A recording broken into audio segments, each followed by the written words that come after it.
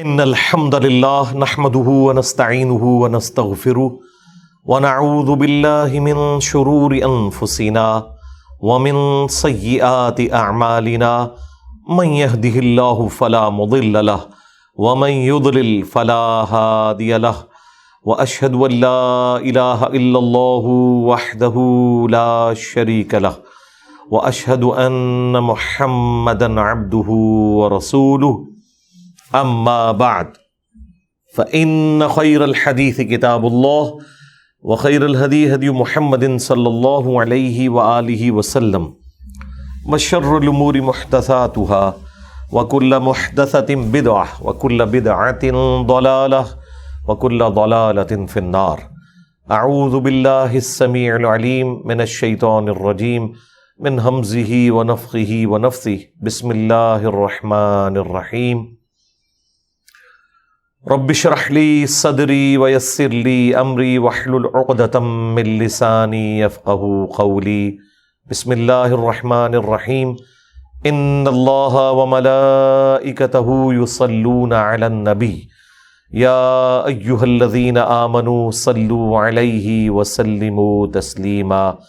اللهم صل على محمد وعلى ال محمد كما صليت على إبراهيم وعلى آل إبراهيم إنك حميد مجيد. اللهم بارك على محمد وعلى آل محمد كما باركت على إبراهيم وعلى آل إبراهيم إنك حميد مجيد. اللهم ربنا آتنا في الدنيا حسنة وفي الآخرة حسنة وقنا عذاب النار. ربنا آتنا من لدنك رحمة وَهَيِّئْ لَنَا مِنْ أَمْرِنَا رَشَدًا. لَا إِلَهَ إِلَّا أَنْتَ سُبْحَانَكَ إِنِّي كُنْتُ مِنَ الظَّالِمِينَ. حَسْبُنَا اللَّهُ وَنِعْمَ الْوَكِيلُ وَلَا حَوْلَ وَلَا قُوَّةَ إِلَّا بِاللَّهِ الْعَلِيِّ الْعَظِيمِ. آمین. الحمدللہ آج 18 جون 2023 کو سنڈے کے دن ہماری یہ قرآن کلاس نمبر 152 کی اسٹوڈیو ریکارڈنگ ہونے جا رہی ہے. سورہ ہود کی پہلی 8 آیات مکمل ہو چکی ہیں. آج انشاءاللہ تعالی آیت نمبر 9 سے سٹارٹ لیں گے. اعوذ باللہ من الشیطان الرجیم. بسم اللہ الرحمن الرحیم. وَلَئِنْ أَذَقْنَا الْإِنسَانَ مِنَّا رَحْمَةً، اور اگر ہم مزہ چکھائیں انسان کو اپنی طرف سے رحمت کا، ثم نزعناها منه، اور پھر اس کے بعد اس سے اس کی نعمت کو چھین لیں، انه لیئوس کفور، تو وہ مایوس ہو جاتا ہے، ناشکرا بن جاتا ہے. اچھا یہ نیچرل ہے، بالکل کسی سے نعمت لے لی جائے تو اسے مایوسی تو ہوتی ہے، لیکن اصل جو جرم ہے وہ ناشکرا پن ہے. مایوسی تو نیچرل ہے، لیکن ایسی مایوسی کہ جس میں آپ آلریڈی جو اتنے عرصے سے اللہ تعالیٰ کی نعمتوں کو اویل کر رہے تھے وہ آپ بالکل بھلا بیٹھیں اور اس ایک غم کو اپنے اوپر اتنا حاوی کر لیں کہ اللہ تعالیٰ کی نعمتوں سے صرف نظر کر دیں. یہ چیز اللہ تعالیٰ کو ناپسند ہے. جب تک یہ مسئلہ حل نہیں ہوگا انسان ایک پرسکون زندگی گزار نہیں سکتا. اہل ایمان کی نشانی ہے نا کہ وہ دعا کرتے ہیں ربنا آتینا فی الدنیا حسنہ وفی الآخرۃ حسنۃ وقنا عذاب النار. اے رب ہمیں دنیا میں بھی بھلائیاں عطا فرما اور آخرت میں بھی بھلائیاں عطا فرما، اور سب سے بڑی بھلائی ہمیں جہنم کے عذاب سے بچا لے. آمین. دیکھیں دنیا میں بھلائی کا مطلب ہرگز یہ نہیں ہے کہ آپ کو تکلیف نہیں پہنچے گی. یہ تو ہو ہی نہیں سکتا نا، یہ آؤٹ آف کوسچن ہے کہ تکلیف نہ پہنچے، کیونکہ دنیا میں سب سے زیادہ بھلائی جن لوگوں نے کمائی وہ اللہ کے پیغمبر تھے، اور سب سے زیادہ تکلیفیں جنہوں نے کاٹی وہ بھی پیغمبر تھے. ابو داؤد میں، ترمذی میں حدیث ہے، اور یہ حدیث امام حاکم نے ابو ذر غفاری والے چیپٹر کے ٹاپ پہ پہلی حدیث یہ لی ہے، کیونکہ ان کی زندگی غموں سے عبارت تھی. حدیث کیا ہے ترمذی میں، ابو داؤد میں، کہ اللہ تعالیٰ سب سے زیادہ تکلیف دنیا میں اپنے ان بندوں کو دیتا ہے جو سب سے بڑھ کر اللہ کو محبوب ہوتے ہیں، اس کے انبیاء. اور انبیاء کرام علیہ السلام کے بعد سب سے زیادہ تکلیفیں ان پر ڈالتا ہے جو ان کے بعد سب سے بڑھ کر محبوب ہوتے ہیں، اور ان کے بعد ان پر سب سے زیادہ تکلیفیں ڈالتا ہے جو ان کے بعد سب سے بڑھ کر محبوب ہوتے ہیں۔ اور پھر نبی علیہ السلام نے فرمایا کہ انسان مؤمن یہ تکلیفیں جھیلتا رہتا ہے حتیٰ کہ وہ دنیا سے جب اٹھایا جاتا ہے تو وہ گناہوں سے بالکل پاک صاف ہو جاتا ہے، یعنی وہ تکلیف اس کی غلطیوں کا کفارہ بن جاتے ہیں۔ بخاری مسلم میں حدیث ہے کہ مسلمان کو کوئی بھی دکھ، درد، اندیشہ، حتیٰ کہ اس کے پاؤں میں کوئی کانٹا بھی چبھ جائے تو اس کے بدلے اللہ تعالیٰ اس کے گناہوں کو معاف فرما دیتا ہے۔ تو تکلیف ضرور آنی ہے۔ وَلَنَبْلُوَنَّكُمْ بِشَيْءٍ مِّنَ الْخَوْفِ وَالْجُوعِ وَنَقْصٍ مِّنَ الْأَمْوَالِ وَالْأَنفُسِ وَالثَّمَرَاتِ، ہم بالضرور آزمائیں گے تھوڑے سے خوف سے، بھوک سے، جان اور مال میں نقص سے، اور پھر دیکھیں گے کہ اس کے جواب میں انسان کی روش کیا ہے، اور وہ اہل ایمان کی روش بتا دی گئی کہ وہ ہر تکلیف اور پریشانی میں یہی دعا کرتے ہیں کہ انا للہ و انا الیہ راجعون، ہم بھی اللہ کی طرف سے آئے تھے، ہم نے بھی اللہ کی طرف لوٹ جانا ہے۔ تو یہ تکلیف بھی تو اللہ نے بھیجی ہے نا، جس طرح ہمیں موت آنی ہے اس تکلیف کو بھی تو موت آنی ہے، ہر تکلیف کو بھی موت آنی ہے۔ اس دن تو تکلیف کو موت آ ہی جائے گی جس دن آپ کو موت آئے گی۔ اگر کسی شخص کو لا علاج مرض لگ گیا تو اس مرض کا خاتمہ اس دن تو ہو ہی جانا ہے جس دن اس نے خود دنیا سے چلے جانا ہے۔ تو ہم بھی اللہ کی طرف سے آئے تھے، اللہ کی طرف چلے جائیں گے، یہ تکلیف بھی چلی جائے گی۔ لیکن روش یہ ہونی چاہیے کہ ناشکری کی کوئی اپروچ نہیں ہونی چاہیے، اللہ کا شکر ہر حال میں ادا کیا جائے، اور اس کے علاوہ چارہ بھی تو کوئی نہیں۔ اگر کوئی شخص یہ سمجھتا ہے کہ اس کے علاوہ بھی کوئی چارہ ہے اپنی تکلیف کو، غم کو غلط کرنے کا، تو ہمیں بتا دے۔ اس سے بڑھ کر کوئی راستہ، کوئی اور سلوشن نہیں ہو سکتا کہ انسان تکلیف میں اللہ کی طرف رجوع لائے اور کہے کہ جو اللہ کی مرضی، جو میرے ساتھ یہ معاملہ ہوا، یہ اللہ کی طرف سے تکلیف آئی تھی، اسی کی طرف لوٹ جانی ہے۔ اور پھر انسان اپنی گزشتہ کی زندگی کو یاد کرے کہ انسان کی زندگی میں کتنے خوشی کے لمحات تھے، ان میں اگر ایک تکلیف کی کیفیت آ گئی تو اس کی وجہ سے وہ خوشی تو ختم نہیں ہو گئی۔ مثلاً اگر کسی نے 40 سال زندگی کے آسانی میں کاٹے ہیں اور 41ویں سال میں اسے کوئی تکلیف پہنچی ہے، تو اس تکلیف کی وجہ سے جو وہ 40 سال سکون کے کاٹ چکا ہے وہ کیسے 0 سے ملٹیپلائی ہو گئے، بلکہ اس کے بعد آنے والی جو زندگی ہے وہ بھی 0 سے ملٹیپلائی نہیں ہوئی، کیونکہ ہر تکلیف کے بعد اللہ تعالیٰ کی طرف سے آسانی بھی تو آتی ہے۔ ان مع العسر یسرا، ان مع العسر یسرا، یہ 2 بار جملہ ریپیٹ ہوا ہے ایک سورت کے اندر کہ بے شک ہر مشکل کے ساتھ آسانی آنے والی ہے، اور عموماً مشکل بعض اوقات لمبی آسانی کے لیے آتی ہے، اس کے بعد ایک سٹیبلٹی آ جاتی ہے۔ عورت پریگنینسی کی تکلیف سے گزرتی ہے، اس کے بعد ایک آسانی اسے ملتی ہے اولاد کی شکل میں۔ تو مشکل کے ساتھ پریشانی اٹیچ ہے۔ آپ ذرا وہ لمحات غور کریں کہ جب یوسف علیہ السلام کو ان کے بھائیوں نے اندھیرے کنویں میں ڈال دیا تھا، تو اس ایک لمحے میں اپنے آپ کو رکھ کے دیکھیں تو زندگی تو انسان کی ختم ہو گئی نا، لیکن اللہ تعالیٰ نے اسی میں سے ان کے لیے آسانی نکال دی۔ آپ ان لمحات کو یاد کریں جب رسول اللہ صلی اللہ علیہ وآلہ وسلم کو مشرکین عرب کی سازشوں کی وجہ سے مکہ شریف چھوڑنا پڑ گیا۔ اب رسول اللہ کو اس وقت تو نہیں پتا تھا کہ مدینے میں میری وہ زندگی انتظار کر رہی ہے کہ اگلے 10 سالوں کے اندر ٹوٹل عرب میں ریولوشن آ جائے گی، اور اس کے بعد بھی چند سالوں میں رومنز اور پرشینز مسلمانوں کے قدموں میں ڈھیر ہو جائیں گے۔ تو وہ جو تکلیف تھی اس کے بعد ایک اتنی بڑی آسانی آنے والی تھی۔ تو انسان کو مایوسی کی روش، ناشکری کی روش نہیں اختیار کرنی چاہیے، لیکن یہ ظاہر انسان کی انسٹنکٹ میں، اسی کے اوپر تو آپ نے قابو پانا ہے، تو اللہ تعالیٰ کے محبوب بندے بنیں گے نا۔ وَلَئِنْ أَذَقْنَاهُ نَعْمَاءَ بَعْدَ ضَرَّاءَ مَسَّتْهُ، اور جب ہم چکھاتے ہیں اسے کوئی نعمت اس تکلیف کے بعد جو وہ کاٹ چکا تھا، لَيَقُولَنَّ ذَهَبَ السَّيِّئَاتُ عَنِّي، تو وہ پھر کہتا ہے کہ بس ساری تکلیفیں ہوگی مجھ سے دور. إِنَّهُ لَفَرِحٌ فَخُورٌ، بے شک وہ بڑا خوش ہونے والا اور اترانے والا ہے.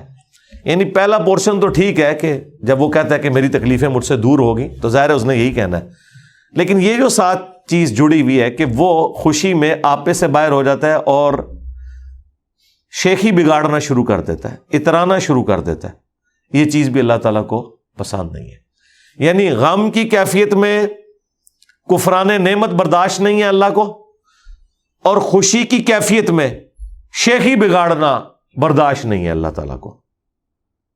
اسی لیے آپ دیکھیں مسلمانوں کا غم ہو یا خوشی وہ گاڈ اورینٹڈ ہے.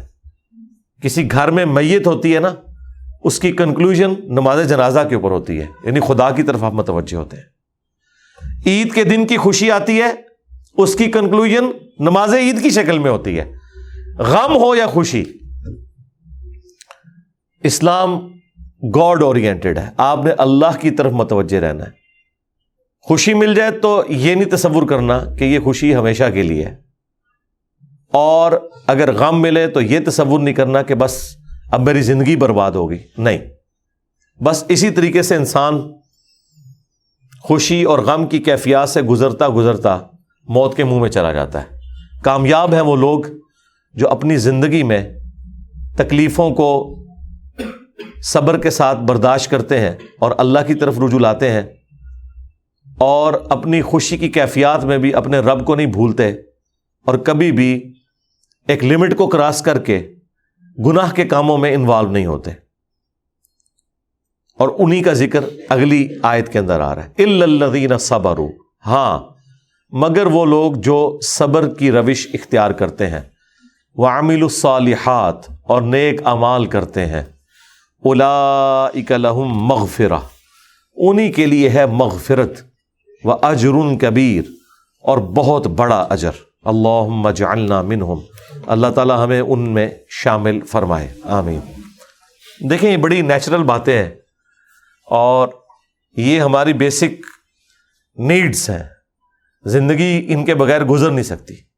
ایک خدا کے ماننے والے کی زندگی اور ایک خدا میں بلیو نہ کرنے والے کی زندگی میں فرق یہ ہے کہ تکلیفیں تو دونوں کو آئیں گی، خوشیاں دونوں کو آئیں گی، لیکن سٹیبلٹی اس کی زندگی میں ہوگی جو خدا کے ساتھ اپنا تعلق، اللہ کے ساتھ اپنا تعلق قائم رکھے گا.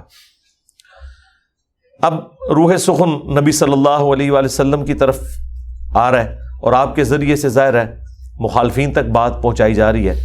فَلَعَلَّكَ تَارِكٌ بَعْضَ مَا يُوحَىٰ إِلَيْكَ، تو کیا آپ چھوڑ دیں گے وحی میں سے کچھ حصہ جو آپ کی طرف نازل ہوا. اور ظاہر ہے کہ نبی علیہ السلام نے ایسا تو نہیں کرنا تھا. یہ کافروں کو بات سنائی جا رہی ہے کہ جو تم ہمارے نبی کو تکلیفیں دے رہے ہو تو کیا یہ گمان کر رہے ہو کہ وہ ان تکلیفوں کی وجہ سے تمہارے ساتھ کمپرومائز کر دیں گے اور اللہ کا پیغام صحیح طریقے سے نہیں پہنچائیں گے. اور نبی علیہ السلام کو بھی ڈھارس بتائی جا رہی ہے کہ ان تکلیفوں کے آنے کا مقصد ہرگز نہیں ہے کہ آپ کے دل میں بھی کبھی خیال آئے اس حوالے سے کہ کوئی کمپرومائز کی کیفیت ہے، جو سورہ بنی اسرائیل میں آیا کہ قریب ہے کہ اے نبی آپ ان کافروں کی طرف جھک جاتے جو یہ آپ سے ڈیمانڈ کر رہے ہیں اگر ہم آپ کو ڈھارس نہ بتاتے، اور اگر ایسا ہو جاتا تو ہم آپ کو دنیا کی زندگی میں بھی دگنا عذاب دیتے اور آخرت میں بھی آپ کو اللہ کے عذاب سے بچانے والا کوئی نہ ہوتا. یہ سمجھانے کے لیے، اور ساتھ یہ بتایا کہ اللہ تعالیٰ مضبوط کرتا ہے، اس لیے خدا اورینٹڈ رہنا ہے. اگر نبی کا یہ سٹیٹس ہے تو باقی تو کسی کھاتے میں نہیں ہے. خدا سے اپنے آپ کو بے نیاز کوئی نہیں کر سکتا، بڑے سے بڑا انسان ہو. تو کیا ایسا ہو سکتا ہے یا آپ ایسا کریں گے کہ آپ وہی کا کوئی حصہ چھوڑ دیں اس وجہ سے وَضَائِقٌ بِهِ صَدْرُكَ کہ آپ کا سینہ اس کی وجہ سے تنگ ہو جاتا ہے جو آپ کو ان کی تیکھی باتیں سننی پڑتی ہیں. کون سی باتیں؟ اَن يَقُولُوا لَوْلَا أُنزِلَ عَلَيْهِ كَنْزٌ کہ یہ کافر کہتے ہیں کہ ان پر آسمان سے کوئی خزانہ نازل کیوں نہ ہوا، او جاء معہ ملک، یا ان کے ساتھ کوئی فرشتہ ہوتا۔ اس کے علاوہ بھی اور ڈیمانڈز تھیں۔ سورہ بنی اسرائیل میں آیا کہ اس کا کوئی باغ ہو جس میں یہ نہریں روا کر کے بتا دے، ہمیں آسمان پہ چڑھ کے بتائے یہ، اور اس کے چڑھنے کو بھی نہیں مانیں گے۔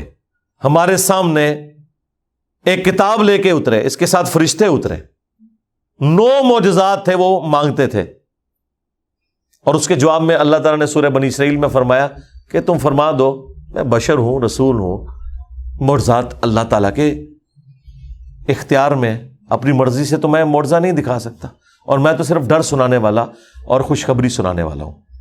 یہاں پہ بھی آ رہا ہے کہ اے نبی علیہ السلام، آپ نے اس حوالے سے کوئی اپنے دل میں تنگی محسوس نہیں کرنی کہ جو یہ آپ کو باتیں سننے کو ملتی ہیں کہ اس پہ آسمان سے خزانہ کیوں نہیں نازل ہوا، کوئی فرشتہ اس کے ساتھ نازل کیوں نہیں ہوا۔ انما انت نذیر، تم تو نہیں ہو مگر صرف ڈر سنانے والے آخرت کا۔ واللہ علی کل شیء وکیل، اور اللہ تعالیٰ ہی ہر چیز کے اوپر نگہبان ہے۔ دیکھیں ابھی میرے دماغ میں ایک چیز اللہ تعالیٰ نے ڈالی ہے جو اس سے پہلے میری کبھی اس طرف توجہ نہیں گئی ان آیات کو پڑھتے ہوئے، کہ رسول اللہ کو یہ کہا جا رہا ہے صلی اللہ علیہ وآلہ وسلم کہ کافر جو آپ سے معجزات ڈیمانڈ کر رہے ہیں جو آپ کے اختیار میں بھی نہیں ہیں، اگر آپ یہ پورے نہیں کر سک رہے تو آپ نے دین کا کام نہیں چھوڑنا۔ یہ معجزات تو اللہ کے قبضے اختیار میں ہے، اس کی وجہ سے آپ نے دین کا کام نہیں چھوڑنا، اور نہ اپنے سینے کو اس کی وجہ سے تنگ کرنا ہے کہ میں کافروں کی ڈیمانڈ نہیں پوری کر سک رہا۔ حیران کن بات ہے کہ مسلمان یہی ڈیمانڈیں کرتے ہیں آپ لوگوں سے، اے جی تہاڈے کوئی ولی کیوں نہیں ہویا جی، کچھ کر کے دسے، ہویا تو تہاڈے بھی کوئی نہیں، جڑے ہوئے سن وہ مارتے نے، جھوٹی گلاں، کوئی کرتب کر کے دکھاؤ، کوئی کرامت کر کے دکھاؤ۔ یہاں نبی کا یہ سٹیٹس ہے کہ نبی کو کہا جا رہا ہے آپ نے تنگی کا شکار نہیں ہونا کہ یہ جو کافر آپ سے کہتے ہیں کچھ کر کے دکھاؤ، اور تسی کر کے کچھ دکھا ہی نہیں سکتے پہ، جب تک اللہ نہیں چاہے گا۔ تو یہ کچھ تو نہیں ہوا، آسمان سے کوئی خزانہ نازل تو نہیں ہوا حضور کے لیے، نہ کوئی ایسا فرشتہ نازل ہوا جو کافر دیکھ کے تو کلمہ پڑھ لیتے۔ تو کافروں کے ڈیمانڈ کیے ہوئے ان کی نظر میں جو کرتب ہے، جن کرتبوں کے بغیر وہ کسی کو پیغمبر ماننے کے لیے تیار نہیں ہے، حالانکہ معجزات اللہ کی مرضی سے آتے ہیں، کسی کے ڈیمانڈ کے اوپر کوئی نبی نے کوئی کام نہیں کرنا ہوتا۔ تو یہاں یہ کہنا کہ جی ہم کسی بزرگ کی بزرگی کو، کسی دین کے دائی کی کریڈیبلٹی کو چیک ہم اس طرح کریں گے کہ کچھ کر کے دکھائے ہو، تو کتنی غلط ڈیمانڈ ہے۔ اللہ تعالیٰ اس کے جواب میں کیا کہہ رہا ہے کہ آپ کا کام صرف تبلیغ کرنا ہے بس۔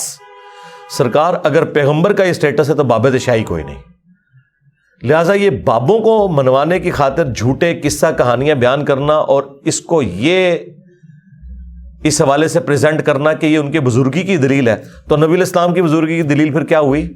اللہ تعالیٰ کہہ رہا ہے آپ نے دعوت کا کام کرنا ہے۔ تو لوگ ان چکروں میں پڑے رہتے ہیں۔ اچھا پرانے بابے تو پھر بھی اپنی 2 نمبری قائم رکھ لیتے تھے، واقعات سنا سنا کر ان کے مریدین۔ اب ہے میڈیا کا دور، اب جتنے اس وقت بڑے بڑے بابے ہیں، میں کہتا ہوں جی اس وقت جو پلانٹ ارتھ پہ بابے ہیں نا، پرانے بابے تو ان کے مقابلے میں شاہی کوئی نہیں ہے۔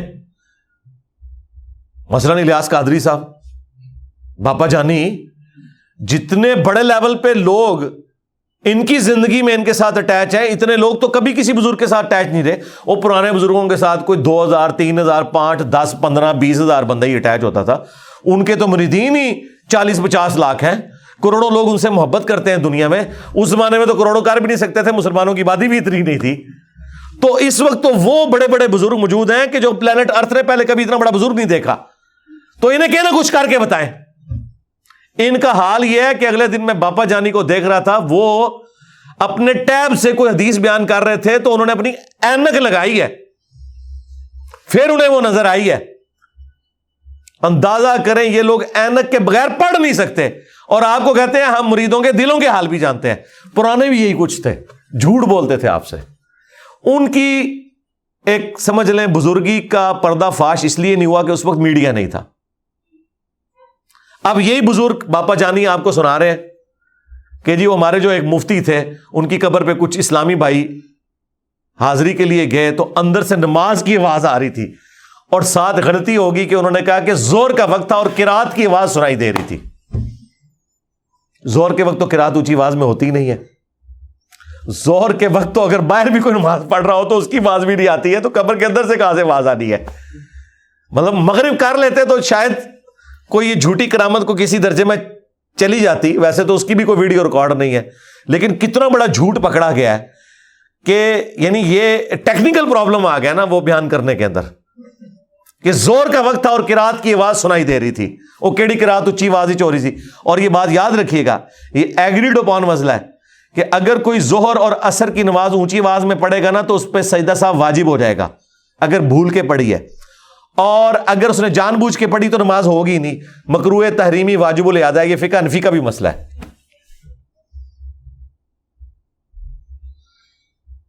اور اسی طریقے سے اگر کسی نے مغرب اور عشاء جو ہے وہ سرن پڑھی ہے, اگر وہ جماعت کے ساتھ, اور وہ تو کہتے ہیں جماعت کے ساتھ پڑھ رہا ہے, تو اس پہ بھی سجدہ صاحب واجب ہوگا.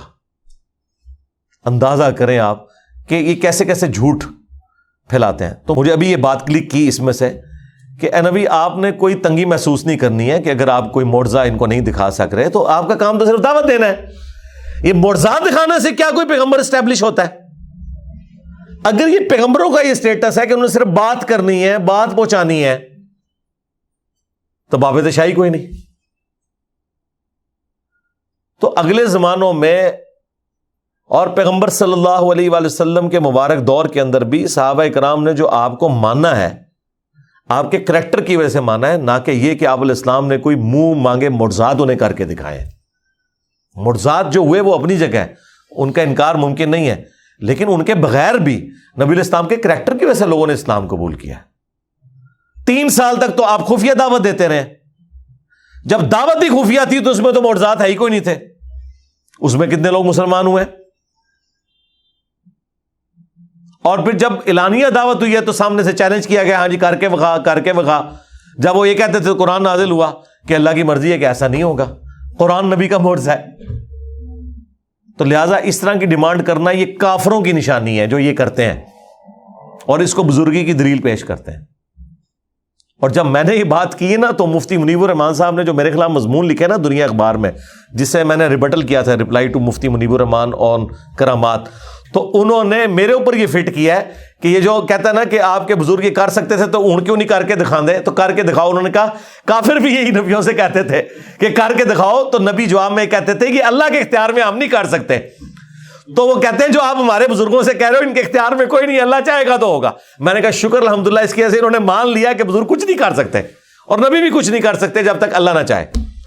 حالانکہ اس سے پہلے یہ آپ کو کیا کہتے تھے, چاہے تو اشاروں سے اپنے کائے ہی پلٹ دیں دنیا کی. ہاں نگاہ ماری تے مرید ساڑ دیتا, نگاہ ماری تے پہاڑ سونے کا ہو گیا, نگاہ ماری. پہلے یہ کہتے تھے. آپ کہتے ہیں نہیں, یہ جو انجینئر صاحب کہہ رہے ہیں نا, تو کافر بھی یہی ڈیمانڈ کرتے تھے کر کے بکھاؤ. تو اس کے جواب میں اللہ تعالیٰ یہی کہتا تھا کہ نبی کو میرے اختیار میں کوئی نہیں ہے. تو ہم انجینئر کو یہی جواب دیں گے کہ بھائی یہ آپ کی ڈیمانڈ غلط ہے. چلیں اس ڈیمانڈ کرنے کا فائدہ یہ ہوا ہے, ٹھیک ہے انہوں نے مجھے منسوب کیا کافروں کی طرف, لیکن اس کا فائدہ یہ ہوگا کہ جو عقیدہ ہم سمجھانا چاہ رہے تھے وہ انہوں نے سمجھ لیا. یہی تو ہم بھی کہہ رہے ہیں, جو یہ کہہ رہے ہیں یہی ہمارا عقیدہ ہے. کشف کے بارے میں اور کرامات کے بارے میں, معجزات کے بارے میں, جو بھی انہوں نے مختلف نام دیے ہوئے چیزوں کو.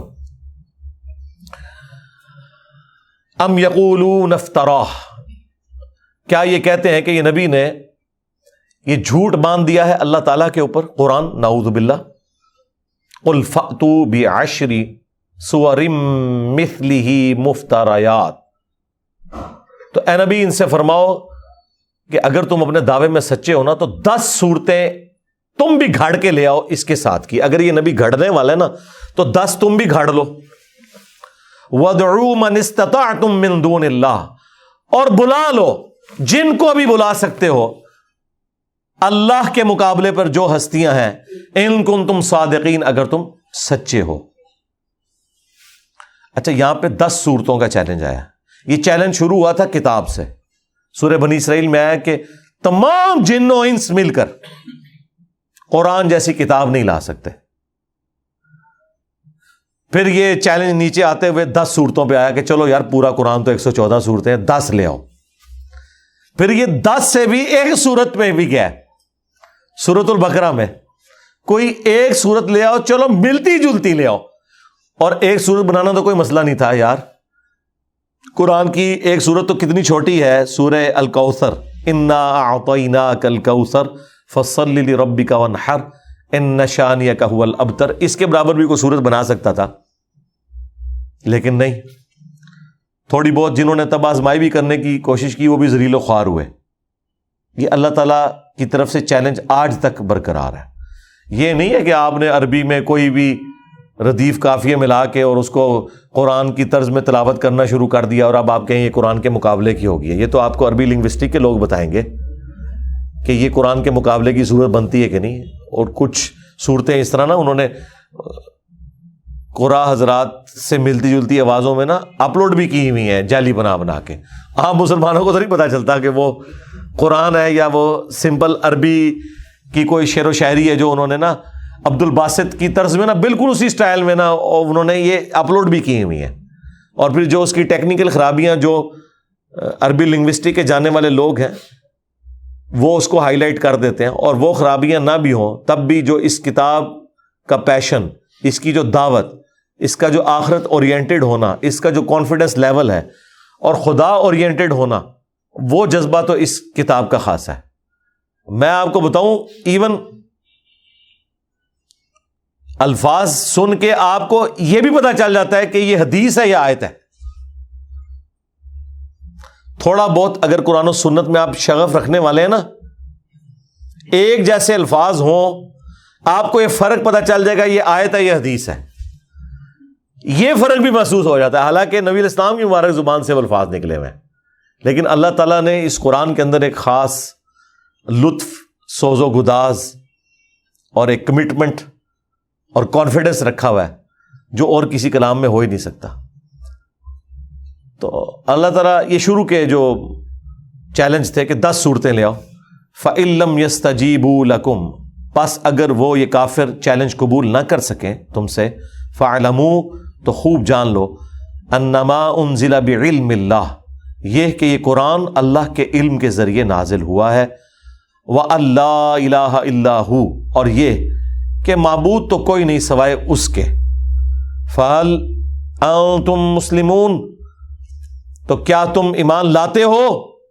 اب اس میں دعوت بھی ہے، دھمکی بھی ہے اور جھنجھوڑنا بھی ہے. فَهَلْ أَنْتُمْ مُسْلِمُونَ، تو اب ایمان لاتے ہو کہ نہیں؟ اب اگلی آیات بھی فکر آخرت اور دنیا پرستی کے حوالے سے کمال کی گفتگو ہے. اور یہ مضمون سورہ اشورا میں بھی آیا ہے، سورہ ہود میں بھی آ گیا. من کان یرید الحیات الدنیا وزینتہا، جو کوئی بھی تم میں دنیا کی زندگی اور اس کی رونق کا طلبگار ہوگا، نوفی الیہم، تو ہم اسے دنیا میں پورا پورا دیں گے، اعمالہم، اس کے اعمال کا بدلہ، فیہا، اس زندگی میں. لیکن ظاہر ہے اس میں تقدیر بھی غالب ہوگی. یہ نہیں ہے کہ جس نے کوشش کی ہے جتنی اتنا ہی اس کو ضرور مل جائے گا. آخرت میں تو یہی ہے کہ جس کے لیے انسان کوشش کرے گا وہ اسے ملے گی. لیکن دنیا میں بیڈ لک ہو جاتی ہے، آخرت میں بیڈ لک نہیں ہوگی. بیڈ لک کا تعلق دنیا سے ہے، کیونکہ اللہ نے اپنی تقدیر کا غلبہ پھر تکلیف میں بھی انسان کو ڈالنا ہوتا ہے. جو مولا علی کا قول ہے کہ میں نے اپنے ارادوں کے ٹوٹنے سے اپنے رب کو پہچانا. لیکن اللہ تعالیٰ فرما رہا ہے کہ ہم یہاں دنیا میں جو کوشش کرتا ہے اسے اوور آل ایک جنرل رول یہ ہے کہ اسے مل ہی جاتا ہے.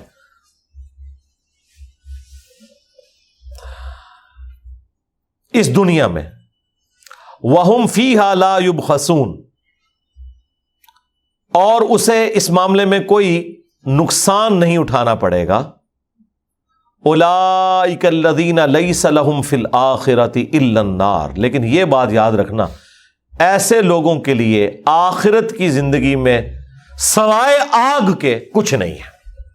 یعنی جو صرف دنیا کے طلبگار ہیں. یہ سورہ بقرہ میں بھی آیا کہ جو دنیا چاہتا ہے ہم دنیا اسے دیں گے لیکن آخرت میں اس کا کوئی حصہ نہیں ہے. لیکن اس کے اگینسٹ اللہ نے یہ نہیں کہا کہ آپ نے صرف آخرت چاہنی ہے، بلکہ کہا کہ اہل ایمان دعا کرتے ہیں. سورۃ البقرہ آیت نمبر 201، ربنا آتینا فی الدنیا حسنہ وفی الآخرۃ حسنۃ وقنا عذاب النار۔ اے اللہ ہمیں دنیا میں بھی بھلائیاں عطا فرما، آخرت میں بھی بھلائیاں عطا فرما، اور آخرت کی سب سے بڑی بھلائی کہ ہمیں آگ کے عذاب سے بچا لے، آمین۔ اور بخاری مسلم میں حدیث موجود ہے، انس ابن مالک کہتے ہیں کہ نبی علیہ السلام کی اکثر دعا یہی ہوا کرتی تھی، اللہم آتنا فی الدنیا حسنہ وفی الآخرۃ حسنہ وقنا عذاب النار۔ بخاری مسلم میں اللہم آتینا ہے، قرآن میں ربنا آتینا ہے، تو آپ دونوں کو جمع کر لیں، اللہم ربنا آتینا فی الدنیا حسنہ۔ قرآن میں ایک دعا ہے جس میں یہ دونوں جمع بھی ہیں، اللہم ربنا انزل علینا مائدۃ من السماء، جو حضرت عیسیٰ علیہ السلام نے دعا کی تھی کہ ہم پر آسمان سے کھانا نازل فرما، تو اس میں اللہ تعالیٰ نے دونوں الفاظ استعمال کیے ہیں کہ عیسیٰ علیہ السلام نے کہا تھا اللہم ربنا انزل علینا مائدۃ من السماء، تو میں قرآن کی اس آیت کے تحت جہاں کہیں بھی دعاؤں میں اللہم یا ربنا آیا ہوتا ہے تو میں دونوں کو جمع کر لیتا ہوں، یعنی اس جمع کرنے کی اصل بھی قرآن کے اندر موجود ہے۔ اب وہ سائملٹینیس کنٹراسٹ آئے گا اس کے بعد، پہلی آیت مکمل کر لیں کہ ایسے لوگوں کے لیے آگ کے سوا آخرت میں کچھ نہیں ہے، وَحَبِطَ مَا صَنَعُوا فِيهَا، اور اکارت گیا جو کچھ انہوں نے دنیا میں کمایا تھا، وَبَاطِلٌ مَا كَانُوا يَعْمَلُونَ، اور وہ سب کا سب مٹ جانے والا تھا جو دنیا میں وہ عمل کیا کرتے تھے، یعنی دنیا کے اعتبار سے یا آخرت میں وہ سارے کا سارا ان سے معاملہ جاتا رہے گا، کوئی آخرت میں اجر نہیں ملے گا اگر کوئی خدا اورینٹڈ نہیں ہے۔ افمن کان علی بینۃ من ربہ، بھلا وہ شخص کہ جو اپنے رب کی طرف سے روشن دلیل پر ہو، وَيَتْلُوهُ شَاهِدٌ مِّنْهُ، اور اس کے بعد ایک سچا شخص اس پہ گواہی بھی دے دے۔ اکثر مفسرین اس سے مراد عبداللہ ابن سلام کو لیتے ہیں کہ انہوں نے یہودی عالم ہوتے ہوئے بھی نبی علیہ السلام کے برحق نبی ہونے کی گواہی دی تھی، بس یہ ایک ہی بندہ ہے جو ڈومیننٹ ایمان لے کے آیا، ورنہ باقی یہودیوں نے قرآن قبول کوئی نہیں کیا۔ حیران کن بات ہے کہ قرآن کا میجورٹی پورشن یہودیوں کو ایڈریس کرتا ہے۔ سورہ بقرہ آپ دیکھ لیں، کرسچنز تو آلموسٹ سمجھ لیں ان کی کورالری کے طور پہ ہے نا، کیونکہ یہودی جس دین کے ماننے والے ہیں کرسچن بھی اسی دین کو مانتے ہیں، صرف ایک عیسیٰ ابن مریم کا فرق ہے۔ 10 کمانڈمنٹس وہ بھی مانتے ہیں، بنی اسرائیل کے پیغمبروں کو کرسچنز بھی مانتے ہیں، اولڈ ٹیسٹمنٹ کو کرسچنز بھی مانتے ہیں، بلکہ ان کی پوری شریعت تو اولڈ ٹیسٹمنٹ ہے۔ اس کے باوجود دیکھ لیں صرف ایک یہودی عالم نکلا ہے جس نے اسلام قبول کیا، یعنی سلیبس اللہ کا، ٹیچر اللہ کا پیغمبر، اور آؤٹ پٹ یہ ہے کہ ایک یہودی صرف ایمان لے کے آیا، عبداللہ ابن سلام۔ تو کیا رسول اللہ ناکام ہو گئے؟ نعوذ باللہ، نہیں، ناکام وہ لوگ ہوئے جنہوں نے ایمان قبول نہیں کیا۔ تو اللہ تعالیٰ فرما رہا ہے کہ جو اپنے رب کی طرف سے دلیل پر ہے، اور اس سے بڑھ کر ایک گواہ نے بھی شاہد من گواہی دے دی ہے ان پہ، وَمِن قَبْلِهِ کتاب موسیٰ، اور اس سے پہلے جو موسیٰ علیہ السلام کی کتاب تھی تورات، امام و رحمہ، جو امام بھی تھی اور رحمت بھی تھی، یعنی اس کتاب کے اندر بھی پروفیسیز آخری پیغمبر کی موجود تھی، اور یہ کتاب بھی اسی دعوت کو آگے لے کے چل رہی ہے۔ اولئک یؤمنون بہ، یہ لوگ تو ایمان لائیں گے اس پر۔ وَمَن یکفر بہ، اور جو کفر کریں گے اس کے ساتھ، یعنی پہلے اہل ایمان کا ذکر ہوا کہ جو اہل ایمان ہے وہ تو نبی علیہ السلام کی دعوت کو قبول کر لیں گے، جو حق پر مبنی ہے، اگلی کتابوں کی تصدیق کرنے والی ہے، اس میں پروفیسیز موجود تھی۔ اور جو دوسرے لوگ ہیں جو اس کے ساتھ کفر کریں گے، من الاحزاب، مختلف گروہوں میں سے، چاہے وہ جیوز ہوں، کرسچنز ہوں یا مشرکین عرب، فالنار موعدہ، تو ان کے لیے پھر وعدہ جو ہے وہ آگ کا ہی ہے۔ فلا تک فی مریۃ من، پس اے نبی علیہ السلام آپ نے اس معاملے میں کوئی شک میں نہیں پڑنا، اور آپ کے ذریعے امت کو کہا جا رہا ہے انہ الحق من ربک، بے شک یہ قرآن آپ کے رب کی طرف سے حق پر مبنی ہے، پرپسفل، با مقصد ہے، سچائی کے ساتھ ہے. وَلَٰكِنَّ أَكْثَرَ النَّاسِ لَا يُؤْمِنُونَ، لیکن اکثر لوگ ایمان نہیں لاتے. اچھا، اب اکثر لوگ اگر ایمان نہیں لا رہے تو رسول اللہ تو کوئی ناکام نہیں ہو گئے، قرآن تو کوئی فیل نہیں ہو گیا. اور ظاہر ہے کہ یہ جس وقت کی صورتیں ہیں اس وقت تو بمشکل 100 لوگ ایمان لے کر آئے اور 2/3 قرآن نازل ہو چکا ہے. میں اکثر سوچتا ہوں کہ صحابہ کرام بھی اس وقت کیا سوچتے ہوں گے کہ 13 سال محنت کرتے ہوئے اور چند لوگ ایمان لے کر آئے تو انہیں یہ آیات ہی ڈھارس بناتی ہوں گی نا کہ بھائی آپ نے سچائی کو قبول کرنا ہے. اور اکثر لوگ نہیں کر رہے تو کوئی ایسا مسئلہ نہیں، آج بھی نہیں کر رہے، اکثر مسلمان نہیں کر رہے، اکثر کافر نہیں کر رہے. وَمَنْ أَظْلَمُ مِمَّنِ افْتَرَىٰ عَلَى اللَّهِ كَذِبًا، اور اس سے بڑھ کر ظالم کون جو اللہ تعالیٰ پر بہتان باندھتا ہے، جھوٹ باندھتا ہے. جھوٹ باندھنے والا یا تو وہ شخص ہوگا جو جھوٹا دعوی نبوت کر دے، یا سب سے بڑا جھوٹا وہ ہوگا کہ جو سچا دعوی نبوت کرنے والے کو جھٹلا دے. وہ سب سے بڑا جھوٹا ہوگا، کیونکہ سب سے بڑی سچائی پیغمبر کی ذات ہوتی ہے، پیغمبر کی دعوت ہوتی ہے توحید کی. اس کا انکار کرنے والا سب سے بڑا جھوٹا ہے. یعنی سب سے بڑا جھوٹ یہ ہے کہ کوئی اللہ تعالیٰ کے ساتھ شرک کرے، انبیاء کرام کا انکار کرے. اولئک یعرضون علی ربہم، یہ لوگ پیش کیے جائیں گے اپنے رب کے سامنے. وَيَقُولُ الْأَشْهَادُ هَٰؤُلَاءِ الَّذِينَ كَذَبُوا عَلَىٰ رَبِّهِمْ، تو وہاں پر پھر اللہ کے حضور جو گواہی دینے والے ہیں، گواہ وہ کہیں گے یہ ہیں وہ لوگ جنہوں نے اپنے رب پر جھوٹ باندھا تھا. یہ گواہی دینے والے وقت کے پیغمبر بھی ہیں اور گواہی دینے والے وہ فرشتے بھی ہیں جنہوں نے ان کے نامہ اعمال کو لکھا ہوا تھا. وہ اللہ کے حضور گواہی دیں گے کہ یہ ہیں جو جھوٹ باندھتے تھے اپنے رب پر. الا لعنت اللہ علی الظالمین، آگاہ ہو جاؤ کہ لعنت ہے، پھٹکار ہے ان ظالموں کے اوپر. کن پر؟ الذین یصدون عن سبیل اللہ، وہ لوگ جو کہ روکتے ہیں اللہ کے راستے سے. وَيَبْغُونَهَا عِوَجًا، اور چاہتے ہیں اس میں ٹیڑھ پن. وَهُمْ بِالْآخِرَةِ هُمْ كَافِرُونَ، اور وہ آخرت کے معاملے میں کفر کی روش اختیار کیے ہوئے ہیں. ایک تو کفر کی روش یہ ہو سکتی ہے کہ انسان آخرت کا انکار کر دے، ایک یہ ہے کہ وہ زندگی گویا کہ ایسے گزار رہا ہے کہ آخرت میں اس کے ساتھ کچھ نہیں ہونا، تو انڈائریکٹلی وہ بھی کفر کر رہا ہے. ورنہ جسے فکر ہو کہ آخرت میں پکڑ ہے تو وہ اپنی مرضی کی زندگی تو نہیں گزار سکتا. اولئک لم یکونوا معجزین فی الارض، یہ وہ لوگ ہیں جو کہ اللہ تعالیٰ کو اس زمین میں عاجز نہیں کر سکتے.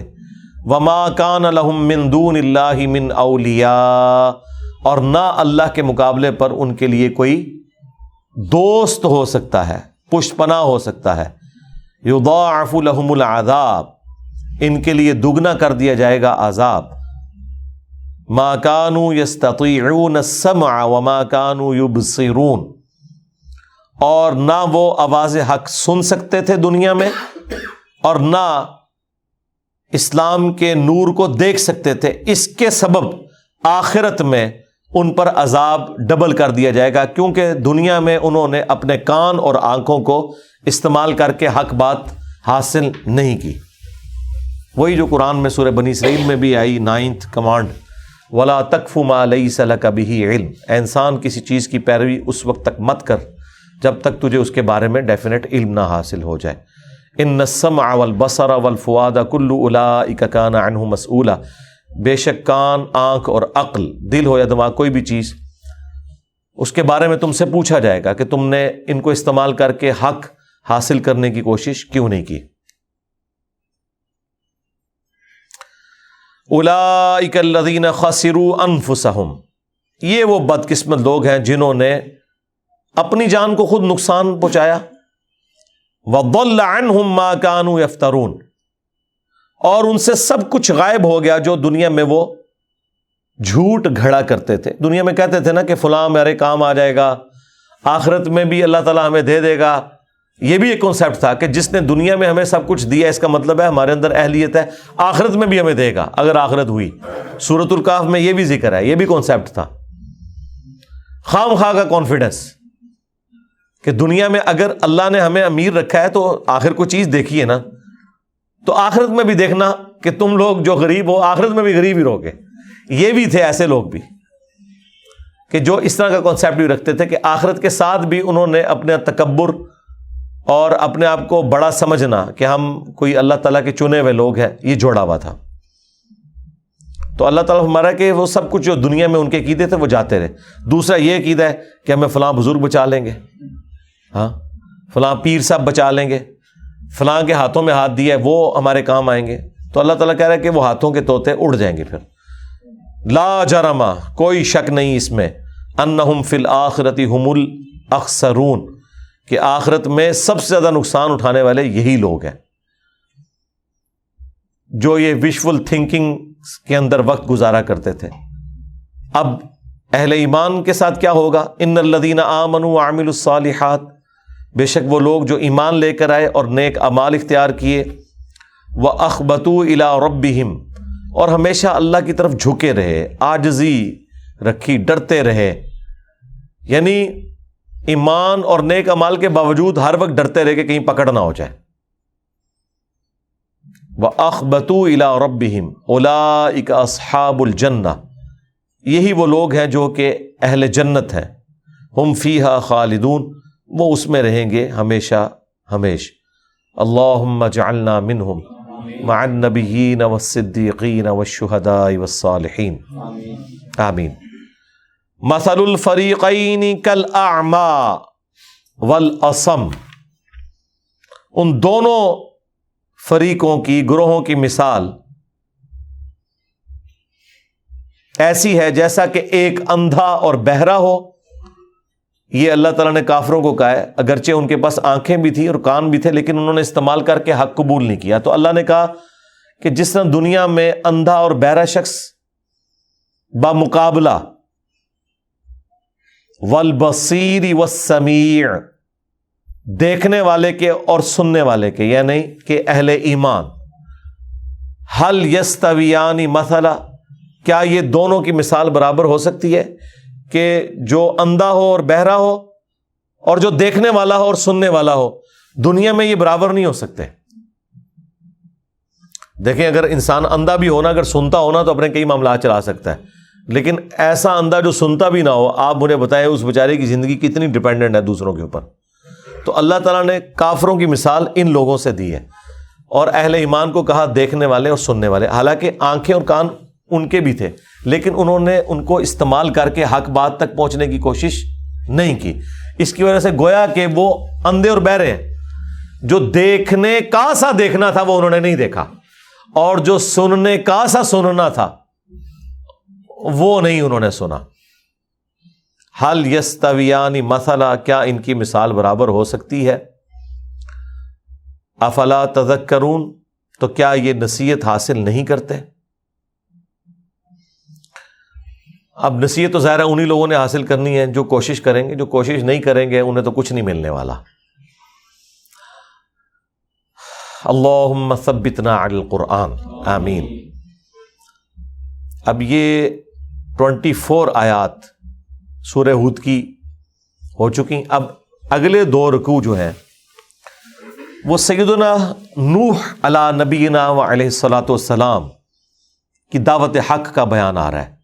اگرچہ یہ بیان سورۃ الاعراف میں بھی گزر چکا ہے کافی تفصیل کے ساتھ, لیکن قرآن کا یہ جو موقع اور محل ہے, یہ سب سے زیادہ تفصیلی حالات حضرت نوح علیہ السلام کے جس صورت میں آئے ہیں وہ سورہ ہود ہے. میں نے سورہ ہود کے تعارف میں بھی بتایا تھا.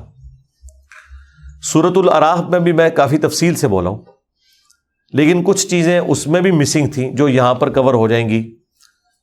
اگرچہ میں نے کراس ریفرنس کے طور پر سورۃ الاعراف میں بھی کور کی تھی, لیکن یہاں پہ تو ریئل ٹائم اب ان آیات کو ہم 2 رکوعوں میں حضرت نوح علیہ السلام اور ان کی قوم کا ذکر آ رہا ہے, اور اس کے بعد پھر مسلسل انباء و رسل کا سلسلہ اس صورت میں چلے گا, اور پھر کنکلوژن اس کا جا کے جب ہوگا پھر نبی علیہ السلام کی مبارک دعوت کے اوپر, اور یہ اینڈ پہ اسی میں وہ آیات آئیں گی کہ ہم نے انبیاء کے واقعات آپ سے اس لیے بیان کیے تاکہ آپ کا دل مضبوط کریں. کہ جب آپ باقی لوگوں کی تکلیف کا ذکر سنتے ہیں نا تو پھر انسان کو صبر آتا ہے کہ مجھے تو اس آزمائش سے نہیں گزارا گیا. تو اس طرح کی تسلی رسول اللہ کو بھی چاہیے تھی صلی اللہ علیہ وآلہ وسلم. اندازہ کریں کہ نبی علیہ السلام کی 13 سالہ مکی دور کی تکلیف اور دوسری طرف 950 سال نوح علیہ السلام کی تکلیف، کوئی کمپیریزن ہی نہیں ہے۔ تو جب اللہ تعالیٰ رسول اللہ کی ڈھارس کے لیے نوح علیہ السلام کا ذکر کرے گا تو نبی علیہ السلام کو تو اپنی تکلیف کچھ نظر ہی نہیں آئیں گی اس کے مقابلے میں، کیونکہ ان کا سپین کتنا زیادہ تھا۔ حضور کو تو پھر بھی اتنے زیادہ جانسار ساتھی مل گئے۔ نوح علیہ السلام کو 950 سال میں صرف 78 بندے ملے ہیں، اور کتنا بڑا غم کہ اپنا بیٹا بھی کافر، ایک بیوی بھی کافرہ مری، اور آنکھوں کے سامنے وہ پانی میں غرق بھی ہوئی۔ وہ یہاں پہ آ بھی جائے گا۔ میں تو کبھی اس منظر کو سوچتا ہوں نا تو انسان تکلیف میں پڑ جاتا ہے۔ یہ صرف بیان کرنا، سن لینا، پڑھ لینا بڑا آسان ہے۔ میں نے جب تک یونس علیہ السلام سے متعلق وہ فلم نہیں دیکھی تھی نا تو مجھے کبھی آئیڈیا نہیں ہوا تھا کہ مچھلی کے پیٹ میں 3 دن اور 3 راتیں گزارنا اس کا مطلب کیا ہے۔ ہاں ہوا تو معجزانہ طور پہ، ورنہ مچھلی کے پیٹ میں تو چند منٹوں میں انسان ختم ہو جاتا ہے، اتنا تذاب ہے کہ وہ تو گھل جائے گا، اس کی تو ہڈیاں بھی مشکل سے ملیں گی۔ وہ معجزانہ طور پر اندھیروں کے اندر سمندری طوفان کا آنا، پھر سمندر میں ان کو پھینکا جانا، کیا غوطہ لگا۔ صرف فلم میں انہوں نے گوروں نے فلمایا ہے یونس علیہ السلام کے اوپر، جو جونا کے اوپر فلم بنائی ہے، وہ دیکھ کے انسان کو آئیڈیا ہو جاتا ہے کہ کیا تکلیف ہوگی۔ مچھلی کے پیٹ میں اکیلے گپ اندھیرے میں بیٹھ کے، اور 1 منٹ کے لیے نہیں، 1 گھنٹے کے لیے نہیں،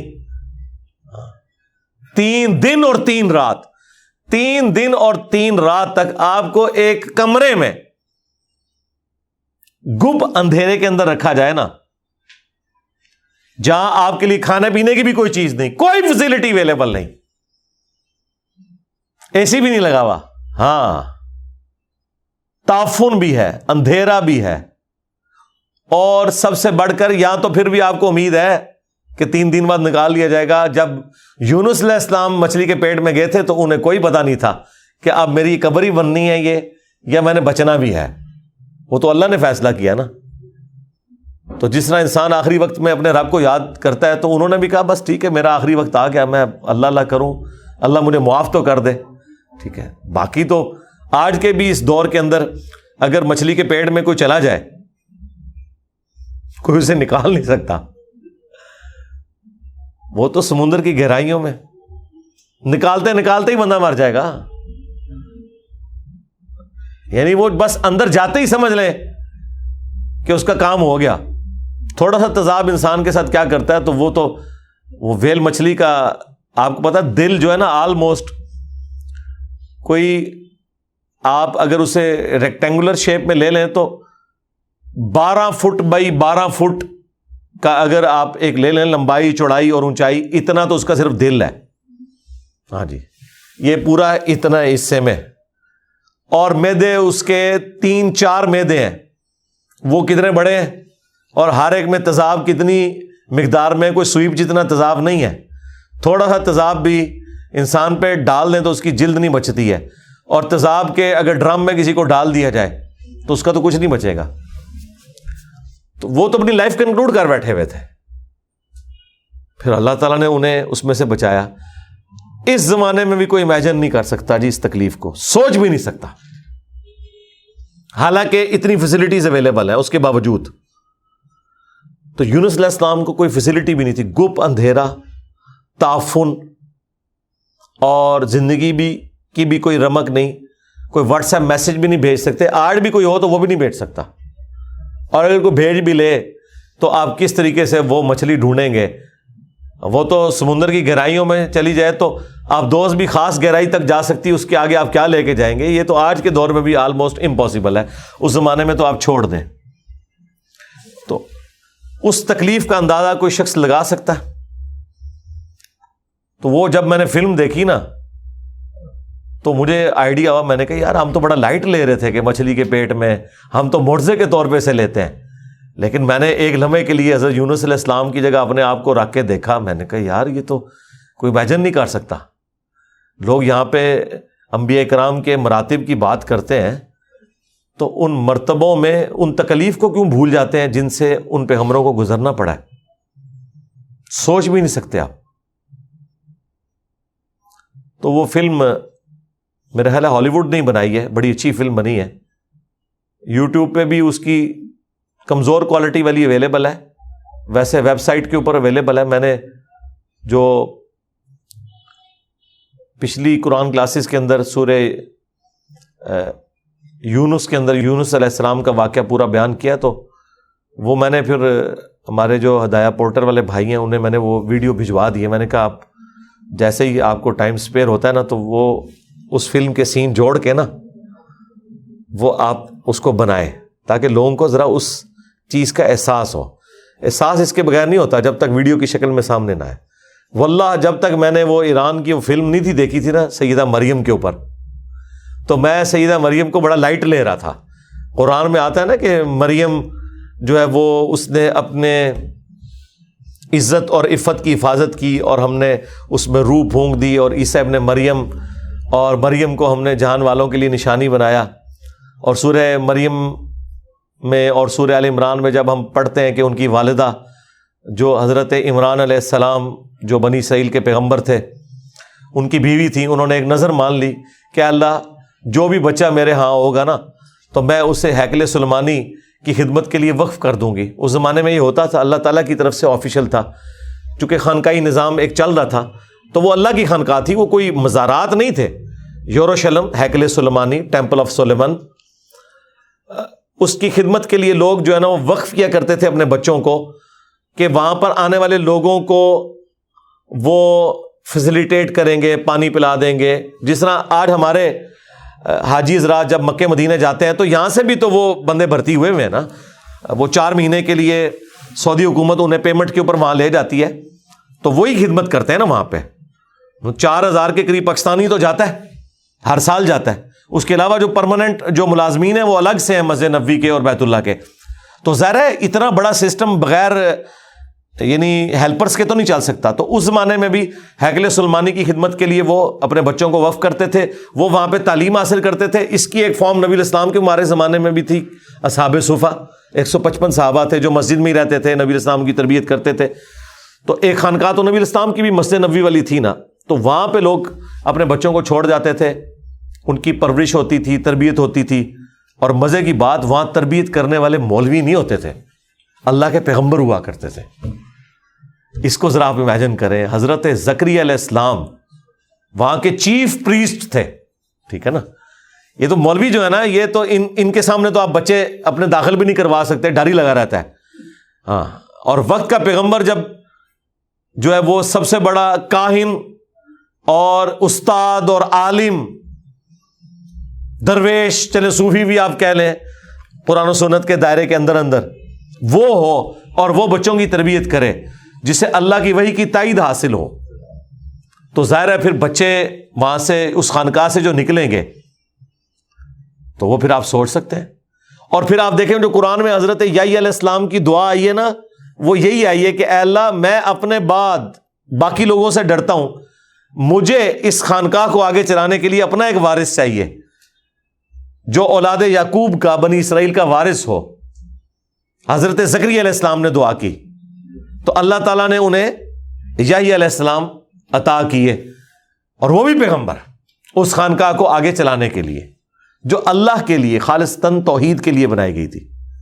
اور وہاں پر اب وہ حضرت عمران علیہ السلام کی بیوی نے منت تو مان لی، عمران علیہ السلام تو فوت ہو گئے.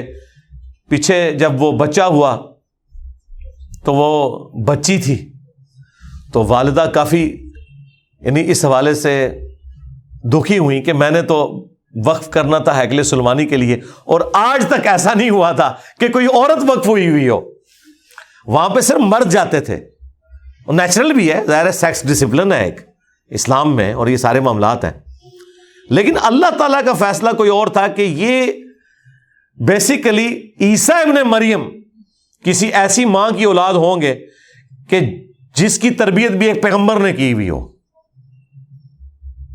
اس کی وجہ سے پھر اللہ تعالیٰ نے کہا کہ کوئی لڑکا بھی اس لڑکی جیسا نہیں ہوگا جو ہم نے تجھے لڑکی عطا کی ہے.